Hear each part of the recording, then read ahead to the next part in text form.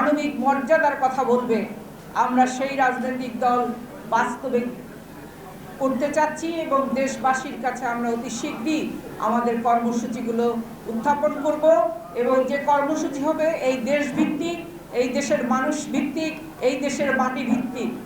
আমরা সেই সব কিছুকে আঁকড়ে রেখে আগামীতে পথ চলব, আর সেই পথ চলার সঙ্গী হিসাবে আপনারা আমাদের সাথে থাকবেন।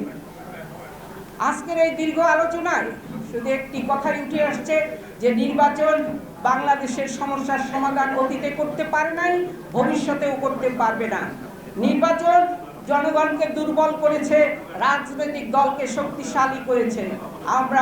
আমরা এমন রাজনীতি করতে চাই যেখানে জনগণ শক্তিশালী হবে। আমরা চাই জনগণ ভয় পাবে না সরকারকে, সরকার ভয় পাবে জনগণকে। আমরা জানি গণতন্ত্রের মূল কথা হচ্ছে যখন একটি দেশের সরকার জনগণকে ভয় পায় তখন বুঝতে হবে গণতন্ত্র প্রতিষ্ঠিত হয়েছে এই বাংলাদেশের মাটিতে। আর যখন জনগণ সরকারকে ভয় পাবে তখন বুঝতে হবে যে আমাদের স্বৈরতন্ত্র চালু হয়েছে। আর এই স্বৈরতন্ত্রের মূল কাঠামোটি হচ্ছে আমাদের সংবিধান। অতএব এই সংবিধান সংস্কার করে গণপরিষদের মাধ্যমে আমরা জনগণের কাছে নতুন সংবিধান তৈরি করে আমরা সেই সংবিধানের মাধ্যমে আমাদের দেশকে পরিচালনা করব।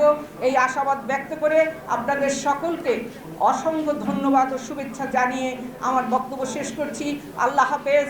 বাংলাদেশ জিন্দাবাদ।